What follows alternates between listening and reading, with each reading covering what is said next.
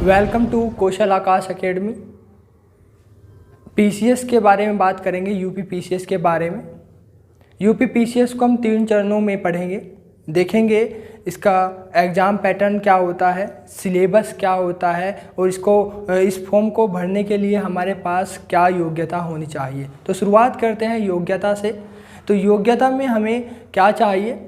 योग्यता में हमें एज की बात करते हैं। एज में हमारी एज 21 से 40 साल तक चाहिए। 21 से 40 वर्ष तक के बीच में हमारी एज होनी चाहिए। यूपी के यदि हम हैं, हमारे पास यूपी का डोमिसाइल है, तो हमारी एज में थोड़ा सा रिलैक्सेशन मतलब छूट मिल जाती है। कितने साल की छूट मिल जाती है? 5 साल की छूट मिल जाती है। तो हम 21 से 45 साल तक भर सकते हैं इस फॉर्म को। हाँ, ये छूट केवल SC, ST और OBC को मिलती है, ना कि जनरल को। यदि हम उत्तर प्रदेश के हैं, हमारे पास उत्तर प्रदेश का डोमिसाइल है और हम दिव्यांग हैं, हमारा कोई अंग नहीं चलता है, हम दिव्यांग कैटेगरी में आते हैं, तो 15 साल की छूट मिलती है। मतलब कि हम 21 साल से 55 साल तक इस फॉर्म को भर सकते हैं। रही बात शैक्षिक योग्यता की, यानी कि शिक्षा में योग्यता कितनी होनी चाहिए हमें इस फॉर्म को भरने के लिए, तो हमें ग्रेजुएशन चाहिए। ग्रेजुएशन हम चाहे BA में करें, BSc करें, BCom करें या इसी के सापेक्ष कोई भी डिग्री करें, सभी डिग्री। बात करते हैं एग्ज़ाम पैटर्न की। एग्ज़ाम पैटर्न को हमने 3 भागों में बांटा है: प्री एग्ज़ाम, मेंस एग्ज़ाम और इंटरव्यू। प्री एग्ज़ाम भी 2 भागों में बटा हुआ है, GS पेपर 1 और CSET। GS पेपर 1 में क्या क्या आता है उसकी बात करते हैं। देखो, GS पेपर 1 200 अंकों का होता है। इसमें समय मिलता है 2 घंटे का। और इसमें क्या क्या आता है? Current affair, polity, geography, history, economics, environment, science. इसमें 1/3 मतलब 1/3 का नकारात्मक नेगेटिव मार्किंग है। दूसरी बात करते हैं CSET की। CSET में क्या क्या आता है? ये भी 2 घंटे का परीक्षा होती है, ये भी 200 अंकों का होता है। इसमें आता है विस्तारीकरण, तार्किक एवं विश्लेषणात्मक योग्यता, निर्णय क्षमता एवं समस्या समाधान, सामान्य बौद्धिक योग्यता, अंग्रेजी और हिंदी। इसमें पास होना अनिवार्य है। इसमें पास होने के लिए 33% मार्क्स लाने अनिवार्य हैं। मतलब 66 अंक लाकर आप इसमें पास हो सकते हैं। इसके अंक आगे की परीक्षा में मतलब कट ऑफ में नहीं जुड़ेगी। आपका कट ऑफ में जो नंबर आएगा वो पहले पेपर के आधार पे आएगा। जो पेपर 1 होता है सामान्य अध्ययन, उसके आधार पे आपका कट ऑफ में नंबर आएगा। कट ऑफ में नंबर लाने के लिए आपको कितने मार्क्स लाने पड़ेंगे? पहले पेपर में 200 अंकों में आपसे OBC में 120 से 130 मार्क्स लाने पड़ेंगे जब आप कट ऑफ में आ सकते हो। SC में 110 से 120 लाने पड़ेंगे। और यदि आप जर्नल के हो या UR के हो तो 125 से 130 अंक आपको लाने पड़ेंगे। तब जाकर आपका प्री क्वालिफाई होगा। प्री क्वालिफाई होने के बाद आप मेंस एग्ज़ाम के लिए बैठेंगे। देखो, मेंस एग्ज़ाम 7 सब्जेक्ट का होता है और 7 के 7 सब्जेक्ट लिखित होते हैं। 7 सब्जेक्ट लिखित होते हैं। कौन कौन से होते हैं? पहला सब्जेक्ट होता है हिंदी, जो 150 अंकों का होता है। इसमें सामान्य हिंदी आती है, उसके बारे में आपको लिखना होता है, बहुत सारे क्वेश्चन आते हैं।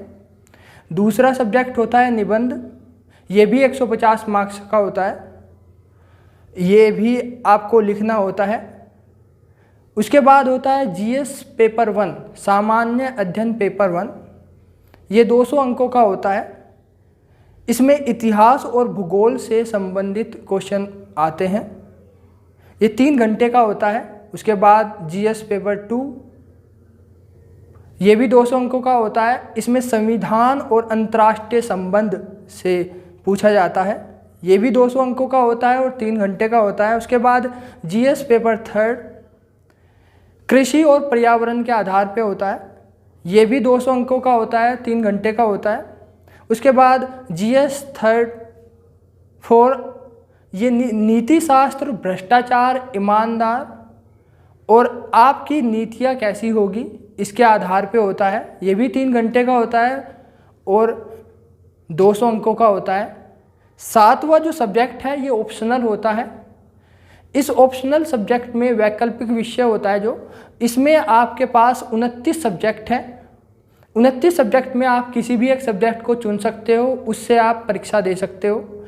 29 सब्जेक्ट में हिंदी है, अंग्रेजी है, मैथ है, साइंस है, बायो है, फिजिक्स है, केमिस्ट्री है, बहुत सारे सब्जेक्ट हैं। आप उससे किसी भी 29 सब्जेक्ट में से किसी भी एक सब्जेक्ट को चुनकर उसमें से रख सकते हो आप एक एग्ज़ाम।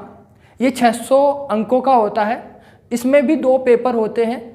300 अंकों का पहला पेपर होता है जो 3 घंटे का होता है, दूसरा भी पेपर 300 अंकों का ही होता है, ये भी 3 घंटों का होता है। तो ये मेंस एग्ज़ाम हमारा टोटल यदि बात करें 1700 मार्क्स का होता है। उसके बाद हमारा यदि हमारा इसमें कट ऑफ में नाम आ जाता है, उसके बाद हमें इंटरव्यू के लिए बुलाया जाता है। साक्षात्कार होता है, 100 नंबर का होता है। इसमें हमारी मानसिक क्षमता को देखा जाता है हमारी। इसके बाद हमारी कट ऑफ लगती है final cut off. Final cut off 2000 अंकों पर लगती है। प्री हमने 200 नंबर का किया था और उसके बाद हमने मेंस जो किया था वो 1700 नंबर का किया था, 1700 अंकों का किया था। और उसके बाद हमने 100 नंबर का क्या दिया है, इंटरव्यू दिया है। टोटल हमारे 2000 नंबर पर कट ऑफ लगेगी, फाइनल कट ऑफ लगेगी। और फाइनल कट ऑफ कैसे लगेगी, देखो फाइनल कट ऑफ में सिलेक्शन लेने के लिए हमें कितने मार्क्स चाहिए जिससे हमारा सिलेक्शन हो जाए पीसीएस में। देखो पहली जो पोस्ट है वो है डिप्टी कलेक्टर की। डिप्टी कलेक्टर के लिए यूआर और जर्नल के लिए 1230 प्लस मार्क्स लाने पड़ेंगे हमें। एससी, एसटी और ओबीसी के लिए 1100 प्लस। उसके बाद है पुलिस उप अधिकारी, उसके लिए हमें 1100 प्लस मार्क्स लाने पड़ेंगे और 1000 प्लस एससी, एसटी और ओबीसी के लिए। आयकर अधिकारी 1040 प्लस और 920 प्लस एससी, एसटी, ओबीसी के लिए। नायाब तहसीलदार 1050 प्लस और 950 प्लस। लेखाधिकारी 1000 प्लस और 900 प्लस। कृषि अधिकारी जो सबसे कम फॉर्म भरे जाते हैं, सबसे कम कट ऑफ लगती है इसकी, 850 प्लस, 750 प्लस। तो ये था हमारा फाइनल कट ऑफ। और इस फाइनल कट ऑफ के बाद यदि हमारे मार्क्स इतने आ जाते हैं तो हम पीसीएस में सिलेक्शन पा लेते हैं।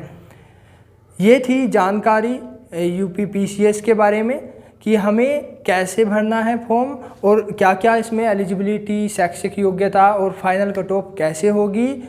यदि वीडियो अच्छी लगी है तो शेयर करें, लाइक करें, सब्सक्राइब करें। धन्यवाद।